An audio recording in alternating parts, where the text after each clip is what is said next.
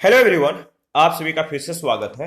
ये NCERT biology का discussion है और हमारा टॉपिक चल रहा है पादपों की अकारकी मॉर्फोलॉजी ऑफ प्लांट्स अध्याय 5। तो चलिए स्टार्ट करते हैं। सबसे पहले मेसोफाइट के बारे में डिस्कस करेंगे। मयोदभिद, देखिए ये स्थलीय पौधों का सबसे बड़ा पारिस्थितिक समूह बनाते हैं और ये गर्म तथा आर्द्र जलवायु वाले क्षेत्रों में विकसित होते हैं। मध्योद्भिद पौधे सामान्यतः जलोद्भिद और मरुद्भिद पौधों के मध्य के स्थिति से समानता रखते हैं, जैसे में गेहूं, चना, मक्का, गुड़हल, जामुन आदि।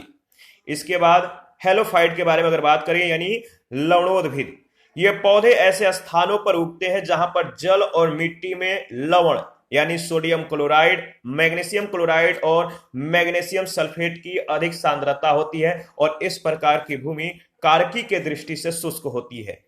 तो हेलोफाइट जो पौधे होते हैं ये इनका विकास वहां होता है जहां पे जल और मिट्टी में लवण की मात्रा अधिक होती है। लवणोद्भिद पौधों में ऐसे अनुकूलन होते हैं जिनके कारण इनमें चयनात्मक अवशोषण अधिक होता है। सोडियम क्लोराइड या नमक की अधिकता को सहने में यह समर्थ होती हैं हेलोफाइट पौधे, और इनमें अधिक लवणों को सहने वाले पौधों के उगने और वृद्धि करने की क्षमता होती है, जिसमें सामान्य पौधों का रह पाना असंभव होता है। हमारे देश में मुंबई, केरल और अंडमान निकोबार द्वीप समूह में जो द्वीप समूह है अंडमान निकोबार द्वीप समूह, केरल, मुंबई, यहाँ के जो समुद्र तटीय वेलांचली अनुपवन है इनको मैंग्रोव वनस्पति कहते हैं। और लवणोद्भिद पौधों में मुख्यतः अनुकूलन इस प्रकार होता है। जो लवणोद्भिद यानी जो हेलोफाइट पौधे होते हैं इनकी जड़ें दो प्रकार की होती हैं, वायवीय और भूमिगत। इन दोनों के बारे में बारी बारी से डिस्कस करेंगे। देखिए जो वायवीय जड़ें हैं दलदल से बाहर सीधी निकल जाती हैं और खूंटों जैसी संरचनाओं के रूप में ये दिखाई देती हैं। ये जड़ें प्रति गुरुत्वाकर्षी होती हैं।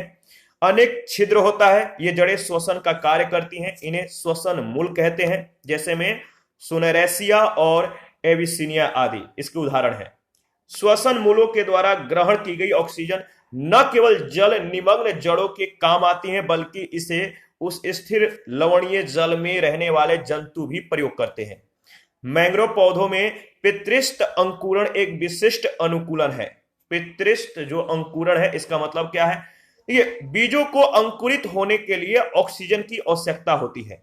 लवणीय दलदल में ऑक्सीजन की कमी होती है।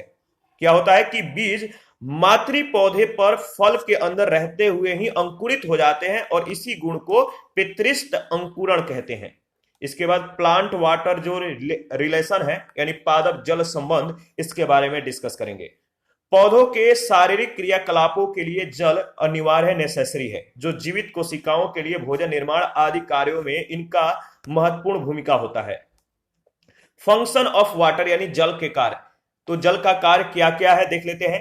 जल एक सार्वभौमिक विलायक है यानी यूनिवर्सल सॉल्वेंट है जो जीवित कोशिकाओं के मध्य प्रमुख घटक के रूप में कार्य करता है। अधिकांश शाकीय पौधों में शुष्क पदार्थ केवल 10 से 15% होता है और शेष भाग जल होता है। स्थलीय पौधे प्रतिदिन ज्यादा मात्रा में जल ग्रहण करते हैं, लेकिन पत्तियों से इनका अधिकांश भाग वाष्प उत्सर्जन के द्वारा वायु में वाष्पीकृत हो जाता है। जल पौधों के विभिन्न भागों में मृदा के लिए पोषक पदार्थों का परिवहन करते हैं। जो जल होते हैं पौधों के विभिन्न भागों में मृदा के लिए पोषक पदार्थों का जो है ये परिवहन करते हैं। बीजों के लिए जल उनके जीवन और श्वसन के लिए महत्वपूर्ण घटक होता है, यद्यपि बीज शुष्क प्रतीत होते हैं। जल एक सीमांत घटक की भांति भी कार्य करता है, जैसे वृद्धि में, पादपों की उत्पादकता में और प्राकृतिक वातावरण में, क्योंकि पादप में जल की अधिक मात्रा निहित होती है, याद रखिएगा। इसके बाद पादप जल संबंध से संबंधित जो प्रक्रियाएं हैं, 3 प्रक्रियाएं हैं, अंतःशोषण, परासरण और जीव द्रव्य कुंचन। तो पादप जल संबंध से संबंधित जो प्रक्रियाएं हैं, 3 प्रक्रियाएं हैं, अंतःशोषण, परासरण और जीव द्रव्य कुंचन। सबसे पहले अंतःशोषण के बारे में हम लोग डिस्कस करेंगे। अंतःशोषण एक ऐसी विसरण प्रक्रिया है जब किसी पादप के शुष्क पदार्थ को जल के संपर्क में रखा जाता है तो वह जल को अपने अंदर क्या करता है, ऑब्जर्व करने लगता है, अवशोषित करके फूल जाता है, स्वेल हो जाता है, और यह प्रक्रिया अंतःशोषण कहलाता है। जैसे बीजों और सूखी लकड़ियों के द्वारा जल का अवशोषण होना अंतःशोषण होता है। यानी जो बीज या जो लकड़ियां या कोई भी जो मतलब कि पदार्थ हैं जो अपने अंदर पानी को ऑब्जर्व करते हैं, इन्हें अंतःशोषण कहा जाता है। दूसरा है परासरण, ऑस्मोसिस। देखिए, अर्ध पारगम्य झिल्ली के द्वारा जल के अणुओं का कम सांद्रता वाले विलयन से अधिक सांद्रता वाले विलयन की ओर गति करने की प्रक्रिया परासरण कहलाती है।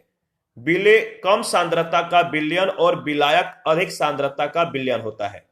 जो विलय होते हैं ये कम सांद्रता का विलयन और विलायक अधिक सांद्रता का विलयन होता है। विसरण के सिद्धांत पर यह आधारित है, क्योंकि कम सांद्रता वाले विलयन में विलायकों के अणुओं की सांद्रता अधिक सांद्रता वाले विलयन में विलायकों के अणुओं के अपेक्षा अधिक होती है।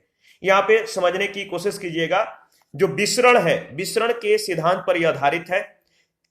क्यों? क्योंकि कम सांद्रता वाले विलयन में विलायकों के अणुओं की सांद्रता अधिक सांद्रता वाले विलयन में विलायकों के अणुओं की अपेक्षा अधिक होती है। और परासरण भी एक प्रकार की विसरण प्रक्रिया है। परासरण के प्रकार अगर देखें, टाइप्स ऑफ ऑस्मोसिस, तो इसके दो प्रकार हैं। कोशिकाओं में परासरण के जो प्रकार हैं, दो प्रकार हैं, एक्स ऑस्मोसिस और एंडो ऑस्मोसिस, यानी बहिपरासरण और अंतःपरासरण। यानी एक्स ऑस्मोसिस के बारे में अगर बात करें तो यदि किसी कोशिका को ऐसे विलयन में रख दिया जाए जिसकी सांद्रता कोशिका के सांद्रता से अधिक हो, यानी यदि किसी कोशिका को ऐसे विलयन में रख दिया जाए जिसकी सांद्रता कोशिका के सांद्रता से अधिक हो, तो उस कोशिका से पानी बाहर जो है, उस कोशिका से पानी बाहर जो है अधिक सांद्रता वाले विलयन में आ जाता है, जिसके परिणाम स्वरूप कोशिकाएं सिकुड़ जाती हैं, जैसे नमक के घोल में किशमिश का सिकुड़ जाना। यह है एक्स ऑस्मोसिस का उदाहरण। यानी जब किसी कोशिका का जो कह सकते हैं, जो कोशिका है, इसको अगर विलयन में रख दिया जाए, यानी जिसकी सांद्रता कोशिका के सांद्रता से अधिक है, वैसे विलयन में कोशिका को रख दिया जाए तो उसका क्या होगा, उस कोशिका से पानी बाहर अधिक सांद्रता वाले विलयन में आ जाता है। यानी नमक का घोल जो होगा ये अधिक सांद्रता वाला हो जाएगा और किशमिश के अंदर जो मतलब कि जो द्रव या जो पानी होगा या जो नमी होगा वो नमक के घोल के तरफ जो है खींचने लगेगा, बाहर आने लगेगा, इसलिए किशमिश सिकुड़ जाता है। दूसरा है एंडोऑस्मोसिस, अंतःपरासरण। एंडोऑस्मोसिस यानी यदि किसी कोशिका को ऐसे विलयन में रख दिया जाए, यहां पे विपरीत मतलब की क्रिया होगा। एंडोऑस्मोसिस यानी अंदर की तरफ पानी जो है किसी पदार्थ में जाएगा। यदि किसी कोशिका को ऐसे विलयन में रख दिया जाए जिसकी सांद्रता कोशिका के सांद्रता से कम हो, यानी जो विलयन होगा उसकी सांद्रता कोशिका के सांद्रता से कम हो जाए, तो विलयन का जो विलयन है इसका विलायक कोशिका में प्रवेश कर जाता है और इसके परिणाम स्वरूप क्या हो जाता है, कोशिका फूल जाता है, जैसे सामान्य जल में किशमिश का फूल जाना। इसे जीव द्रव्य विकुंचन भी कहते हैं। जीव द्रव्य विकुंचन भी कहते हैं, इस बात को ध्यान में रखिएगा। आगे बढ़ते हैं। इसके बाद अगर बात करें तो पौधों में परासरण का जो महत्व है, किस रूप में है, इसके बारे में डिस्कस करेंगे। पौधे भूमि से जल का अवशोषण अपने मूल रोमों के सहायता से परासरण के द्वारा करते हैं और पादप कोशिका की स्फीति जो अवस्था है, जो स्फीति अवस्था है पादप कोशिका की स्फीति अवस्था परासरण के द्वारा जल अवशोषण के कारण ही बनी रहती है। पादप कोशिकाओं में जल का एक कोशिका से दूसरी कोशिका में जाना और जल का विभिन्न अंगों में वितरण परासरण के द्वारा ही संभव होता है। रंध्रों के खुलने की क्रिया के द्वारा जो है कोशिकाओं का स्फीति अवस्था में आना आवश्यक है और ऐसा परासरण के द्वारा ही संभव होता है।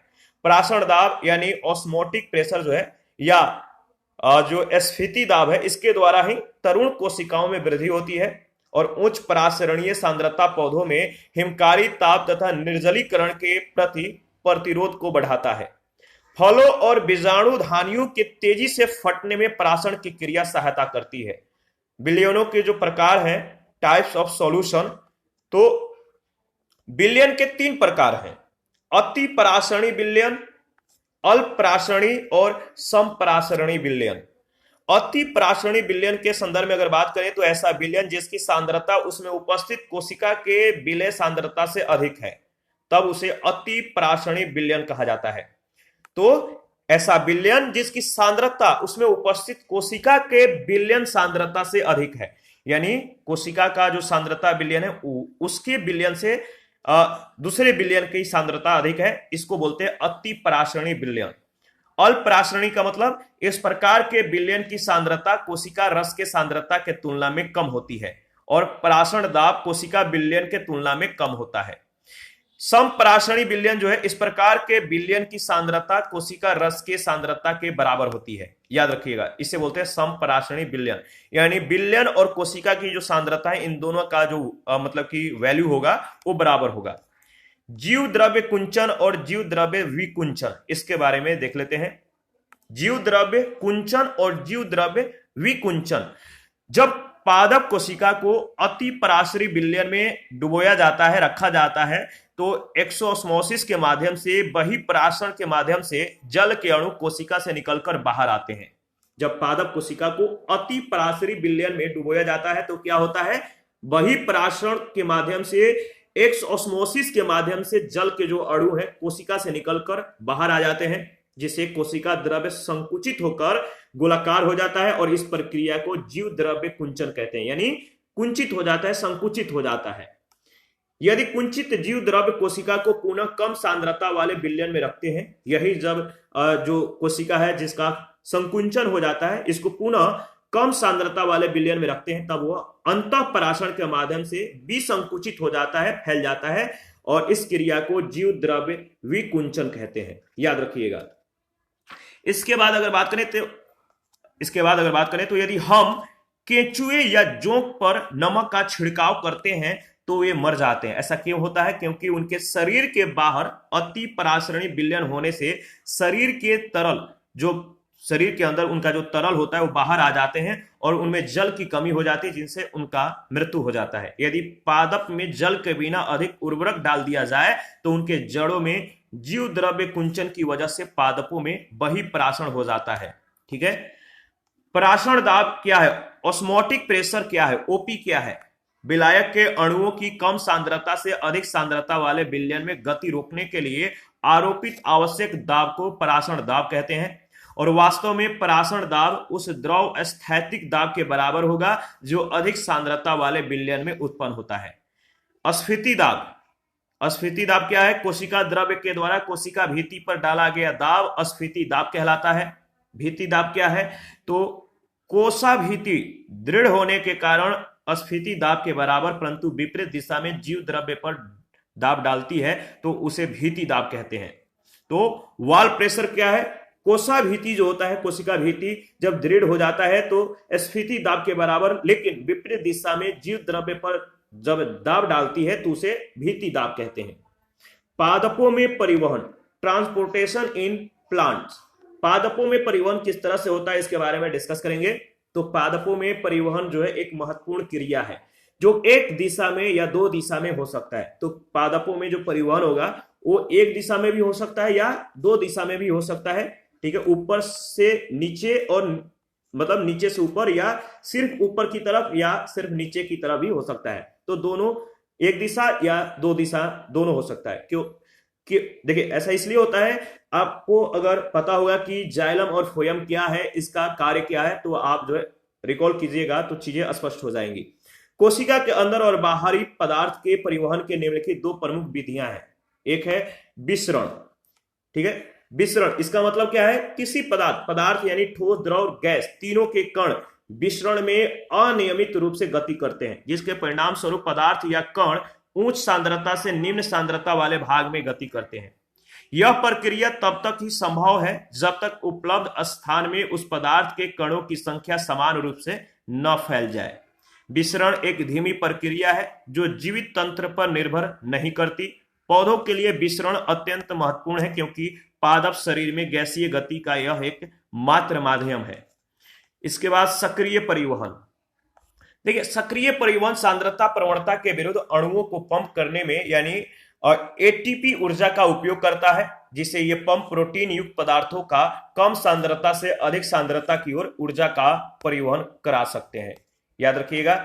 आगे बढ़ते हैं। इसके बाद पादपों में अगर बात करें तो पादपों में जो परिवहन तंत्र है, पादपों में परिवहन तंत्र, ट्रांसपोर्ट सिस्टम इन प्लांट्स, तो इसके बारे में अगर बात करें तो पौधों को जंतुओं की अपेक्षा कहीं अधिक जो है दूरी तक अणुओं को ले जाने की आवश्यकता होती है।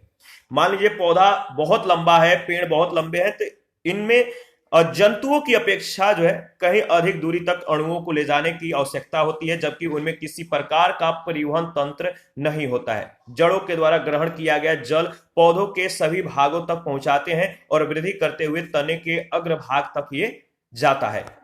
पत्तियों के द्वारा संपन्न प्रकाश संश्लेषण के उत्पाद भी पौधों के सभी अंगों तक पहुंचते हैं और मृदा की गहराई में अंतः स्थापित जड़ों के शीर्ष तक जो है जाते हैं। पुष्पीय पौधों में जिन पदार्थों का परिवहन होता है उनमें जल, खनिज पोषक तत्व, कार्बनिक पोषक और पौधों के वृद्धि नियामक मुख्य हैं। लंबी दूरी के लिए परिवहन संवहनीय तंत्र के द्वारा यह संपन्न होता है, यानी जाइलम और फोयम के द्वारा यह संपन्न होता है। इसे स्थानांतरण कहा जाता है। इसके बाद पहला अगर देखें तो जल का जो परिवहन है, पौधों के शारीरिक क्रियाकलापों के लिए जल अनिवार्य है, नेसेसरी है, और ये जड़ों के द्वारा जल को अवशोषित करते हैं। पेड़ पौधे जड़ के माध्यम से जल को ऑब्जर्व करते हैं, अवशोषित करते हैं, जिससे छोटी दूरियों तक जो है अणुओं के परिवहन में विसरण, परासरण और विभव प्रवणता के द्वारा जो है ये प्रक्रियाएं संपन्न होती हैं। पौधों के विभिन्न भागों तक इनका परिवहन होता है। वाष्प उत्सर्जन और बिंदु श्रावण की क्रियाओं से पौधों के वायवीय भागों से जल की हानि होती है। वाष्प उत्सर्जन क्या है? देखिए, जीवित पौधे मृदा से जड़ों के द्वारा जल और खनिज पदार्थों का ये अवशोषण करते हैं। पौधे इस अवशोषित जल का 1% भाग अपनी जैविक क्रियाओं में जो है प्रयोग करते हैं और शेष जलीय पौधे अपने उपस्थित रंध्रों के सहायता से, स्टोमेटा की सहायता से जल वाष्प के रूप में निष्कासित करते हैं।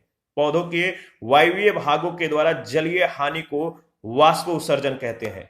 इसके बाद है बिंदु श्रावण। देखिए, आर्द्र जलवायु में उगने वाले कुछ शाकीय पौधों की पत्तियों में किनारों पर जल की बूंदें देखी जा सकती हैं और पौधों में द्रव के रूप में अतिरिक्त जल के निकलने को बिंदु श्रावण कहते हैं, याद रखिएगा। और इस प्रकार की जल की बूंदों में अनेक पदार्थ जैसे शर्करा, कार्बनिक अम्ल आदि तत्व घुले रहते हैं। इसके बाद है खनिजों का परिवहन।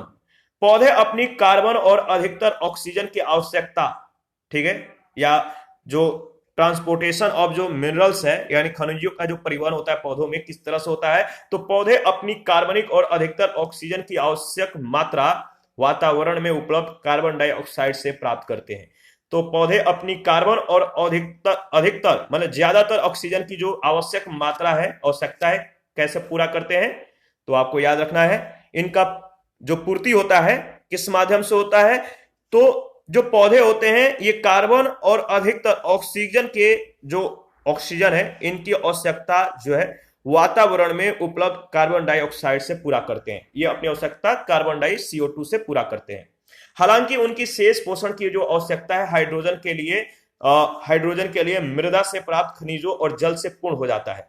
मृदा से प्राप्त खनिजों का जड़ों के द्वारा अवशोषण करने के बाद जाइलम के द्वारा पौधों के अन्य भागों में प्रवाहित किया जाता है, याद रखिएगा।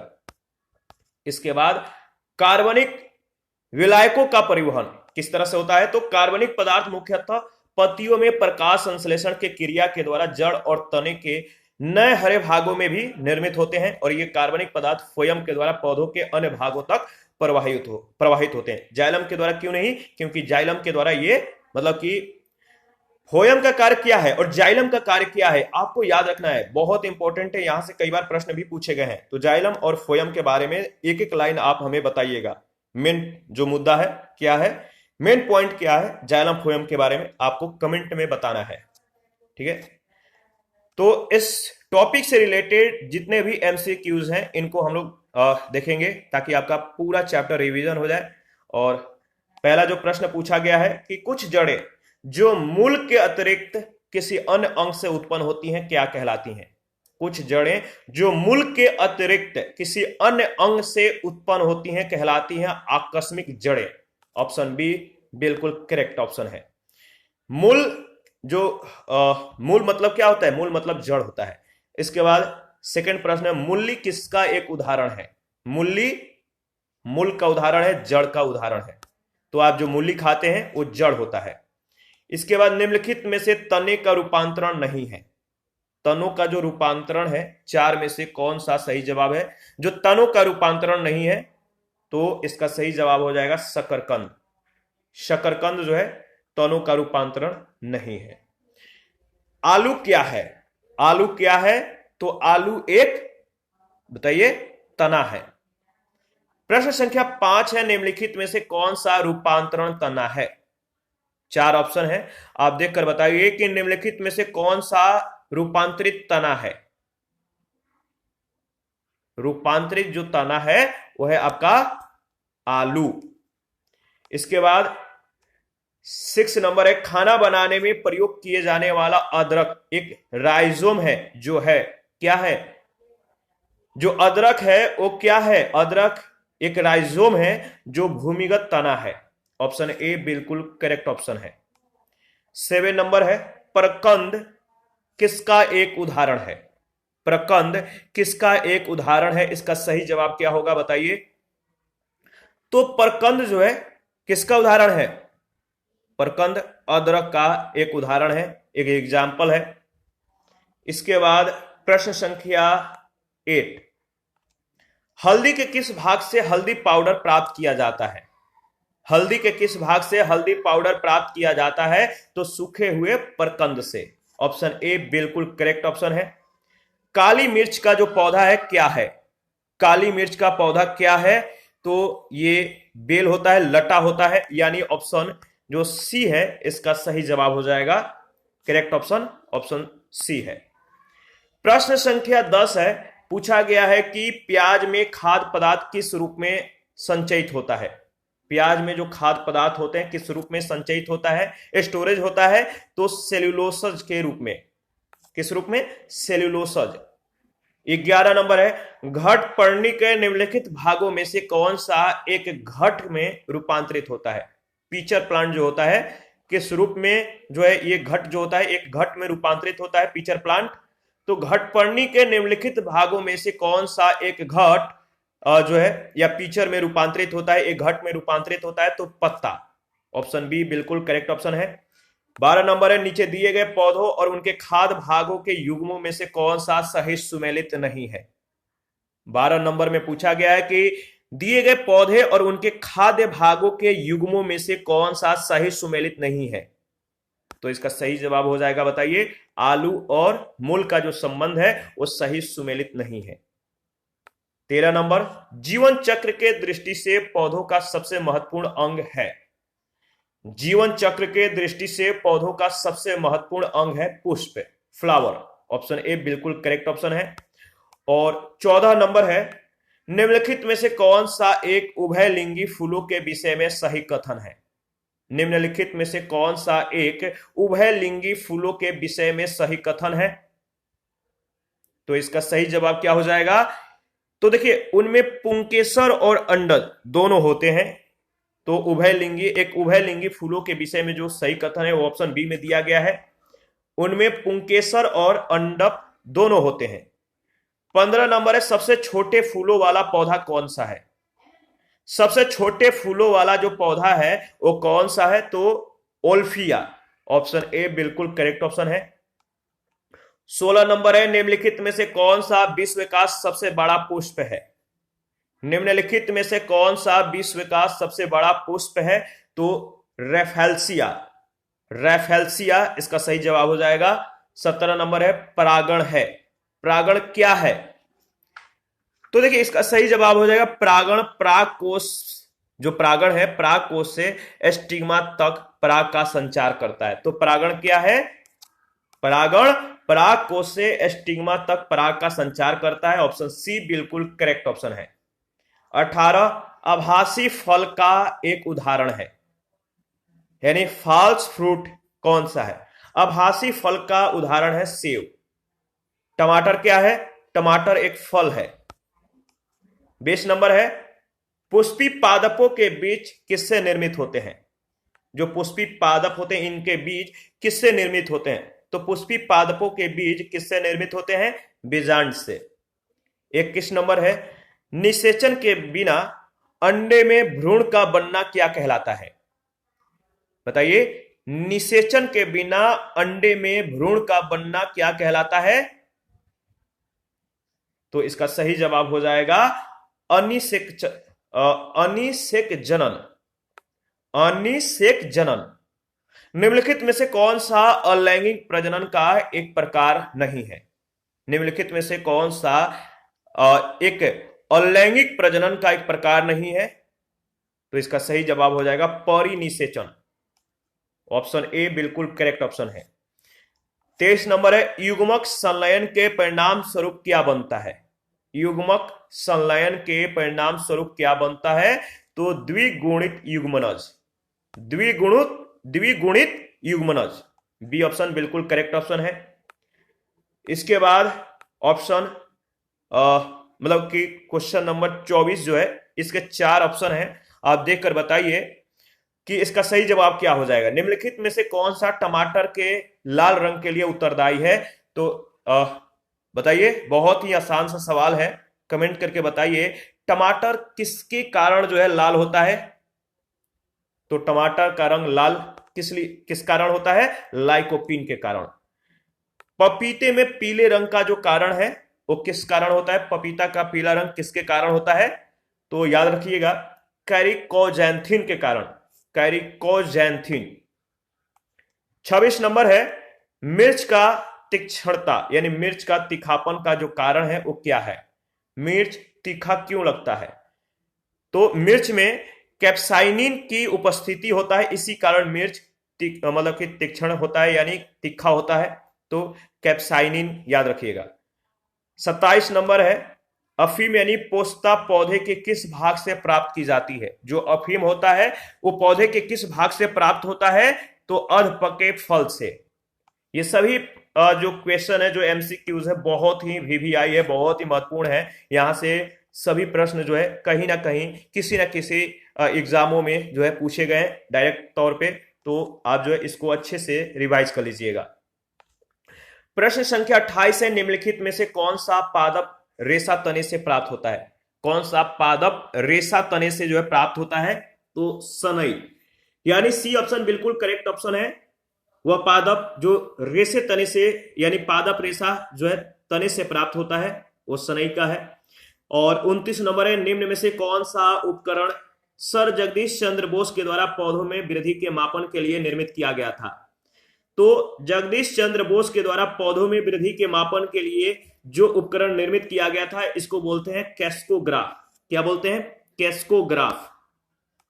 30 नंबर है, निम्नलिखित में से तने का रूपांतरण नहीं है। 4 ऑप्शन है, आपको बताना है कि इन चारों में से जो तने का रूपांतरण नहीं है वो कौन सा है? तो प्याज का जो बल्ब होता है ये तने का रूपांतरण नहीं होता है, यानी तने का रूपांतरण नहीं है, यानी ऑप्शन ए बिल्कुल करेक्ट ऑप्शन है। 31 है, निम्नलिखित में से पुष्ता जड़ों के उदाहरण हैं। निम्नलिखित में से पुष्ता जड़ों के जो उदाहरण हैं कौन कौन से उदाहरण हैं? तो देखिए, बादाम भी है, पीपल भी है और रबर का पेड़ भी है, यानी इसका सही जवाब हो जाएगा ऑप्शन डी, ये सभी बादाम, पीपल, रबर का पेड़, ये सभी पुष्ता जड़ों के यानी बटरेस रूट्स के ये उदाहरण हैं। ये सभी डी ऑप्शन बिल्कुल करेक्ट ऑप्शन है। 32 नंबर है, वाष्प उत्सर्जन के लिए पौधों के निम्नलिखित संरचनाओं में से कौन उत्तरदायी है? वाष्प उत्सर्जन के लिए पौधों के निम्नलिखित संरचनाओं में से कौन उत्तरदायी है? इसका सही जवाब क्या हो जाएगा? तो एस्टोमेटा यानी रंध्र, ऑप्शन जो सी है बिल्कुल करेक्ट ऑप्शन है। इसके बाद अगर बात करें तो 33 नंबर है, प्याज का खाद्य भाग होता है। प्याज का जो खाद्य भाग होता है इसका सही जवाब क्या हो जाएगा? 33 का सही जवाब हो जाएगा गुद्देदार पत्ते। ऑप्शन डी बिल्कुल करेक्ट ऑप्शन है। 34 है, पौधों के तने में गुरुत्व के विरुद्ध जल संचलन का आधारभूत कारण क्या है? पौधों के तने में गुरुत्व के विरुद्ध जल संचलन का आधारभूत कारण क्या है? तो इसका सही जवाब हो जाएगा वाष्प उत्सर्जन। ऑप्शन बी बिल्कुल करेक्ट ऑप्शन है। 35 नंबर है, निम्न में से कौन सा फल अनिषेक फल है? कौन सा फल अनिषेक फल है? तो केला। फलों के मीठे स्वाद का कारण क्या है? 36 में पूछा गया, फलों के मीठे स्वाद का जो कारण है वह फल जो होते हैं मीठे किस मतलब कि कैसे हो जाते हैं? तो फलों में फ्रक्टोज की उपस्थिति के कारण फल जो होते हैं मीठे स्वाद देते हैं, यानी डी ऑप्शन फ्रक्टोज याद रखिएगा। और 37 नंबर है, ड्रेडोलॉजी। ड्रेडोलॉजी का जो संबंध है किससे है? तो वृक्षों के अध्ययन को जो है ड्रेडोलॉजी कहते हैं। और 38 नंबर है, निम्नलिखित में से किस वर्ग में आप उस पौधों को रखेंगे जिसमें बीजाणु उत्पन्न होते हैं तथा संवहन ऊतक पाए जाते हैं परंतु बीज नहीं होते हैं। निम्नलिखित में से किस वर्ग में आप उस पौधों को रखेंगे जिसमें बीजाणु उत्पन्न होते हैं तथा संवहन ऊतक पाए जाते हैं परंतु बीज नहीं होते हैं? तो इसका सही जवाब हो जाएगा ऑप्शन डी, टेरिडोफाइटस। टेरिडोफाइटस। 39 है, कुछ बीजीय पौधों में बीज नग्न होते हैं, ऐसे पौधे किस समूह में रखे जाते हैं? जो कुछ बीजीय पौधे हैं इनके बीज नग्न होते हैं, इन पर आवरण नहीं होता है, ऐसे पौधे किस समूह में रखे जाते हैं? तो याद रखिएगा जिम्नोस्पर्म्स। किस समूह में रखा जाता है? जिम्नोस्पर्म्स। 40 नंबर है, किसी ऐसे पौधों को जो बीज तो उत्पन्न करता है किंतु पुष्प नहीं, निम्नलिखित में से इन्हें किस समूह में रखा जाएगा? किसी ऐसे पौधों, ये जो पौधे हैं जो बीज उत्पन्न करते हैं किंतु पुष्प नहीं, ठीक है, इन पौधों को किस समूह में रखेंगे? इसका सही जवाब क्या होगा बताइए? इसका सही जवाब हो जाएगा अनावृत बीजी पौधों के ये जो है वर्ग हैं, यानी ऑप्शन ए अनावृत बीजी। लीवर, देखिए जो 41 नंबर प्रश्न है पूछा गया है, लीवरवर्ट होता है। लीवरवर्ट होता है, क्या होता है? तो देखिए लीवरवर्ट एक स्थलीय पौधा होता है जो जड़ तना पत्ती में विभेदित नहीं होता। तो ये जड़ तना, ये जो पौधा है ये एक स्थलीय पौधा है, लेकिन जड़ तना पत्ती में ये विभेदित नहीं होता है, इसका विभाजन नहीं होता है। 42 है, स्वपरागण का क्या अर्थ है? स्वपरागण का जो अर्थ है वो क्या है? तो पराग कोश से उसी पुष्प के वतिकाग्र तक पराग का स्थानांतरण। स्वपरागण का मतलब है पराग कोश से उसी पुष्प के वतिकाग्र तक पराग का जो है स्थानांतरण। ऑप्शन ए बिल्कुल करेक्ट ऑप्शन है। 43 नंबर जो प्रश्न पूछा गया है कि ऐसे पौधे जो अन्य पौधों पर निर्भर होते हैं क्या कहलाते हैं? ऐसे पौधे जो अन्य पौधों पर निर्भर होते हैं कहलाते हैं अधिपादप, यानी बी ऑप्शन बिल्कुल करेक्ट ऑप्शन है। 44 है, अपस्थानिक जड़ का क्या उदाहरण है? जो अपस्थानिक जड़ का उदाहरण है जैसे आरोही मूल, कंदिल जड़, चूसक, ये सभी जो है अपस्थानिक जड़ का एक एग्जाम्पल है, उदाहरण है। फूलों के अध्ययन को एंथोलॉजी कहते हैं। फूलों के अध्ययन को क्या बोलते हैं? एंथोलॉजी कहते हैं, याद रखिएगा। और इसके बाद प्रश्न संख्या 46 है, सूची 1 सूची 2 के साथ आपको मिलान करना है। सूची 1 में जो है आपको दिया गया है और सूची 2 का जो संबंध दिया गया है, आप उन दोनों का मिलान कीजिए। तो देखिए सूची 1 सूची 2 के साथ अगर मिलान कीजिएगा तो फल का जो संबंध है किससे है? फल का संबंध अंडाशय से है। बीज का संबंध किससे है? बीज का संबंध बीजांड से है। काष्ठ का संबंध किससे है? काष्ठ यानी लकड़ी, काष्ठ, इसका जो संबंध है किससे है? तो तना से है। और मंड का पत्ती से है, लीफ। तो इसका सही जवाब हो जाएगा ऑप्शन बी। 47 है, मूसला जड़ों का उदाहरण है। जो मूसला जड़ें हैं इनका जो उदाहरण है तर्करूप, कुंभी रूप, शंकु रूप, यानी ये सभी तीनों इसका सही जवाब हो जाएगा।